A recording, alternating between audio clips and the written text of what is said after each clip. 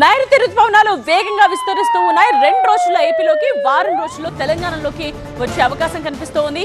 So Telugu రాష్ట్రాల్లో ఇప్పటికే గరిష్ట ఉష్ణోగ్రతలు తగ్గుముఖం పడుతూ ఉన్నాయి. ఎండల తీవ్రత ఉన్నప్పటికీ 40 డిగ్రీల లోపే టెంపరేచర్స్ నమోదవుతూ ఉన్నాయి. ఉపరితల ఆవర్తనంతో ఏపీ, తెలంగాణలో వర్షాలు పడతాయంటోంది వాతావరణ శాఖ.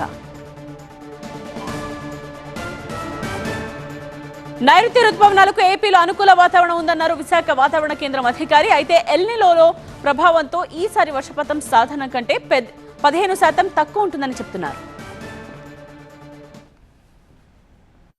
పరిస్థితులు నైరుతి రుతుపవనాల యొక్క గమనం మరింత ఉత్తరంగా జరిగేందుకు అనుకూలంగా ఉన్నాయి. ఇప్పుడు భారత భూభాగంపై పాంజిమ్, బెంగళూరు, సేలం మరియు పాంబన్ మీదుగా నైరుతి రుతుపవనాల ఉత్తరావధి రేఖ ఈ ప్రదేశాలను దాటుకుంటూ వెళ్ళింది. ఇక రాబోయే 2-3 రోజుల్లో నైరుతి రుతుపవనాలు మరింత ఉత్తరంగా కదిలేందుకు అనుకూలమైన పరిస్థితులు ఉన్నాయి.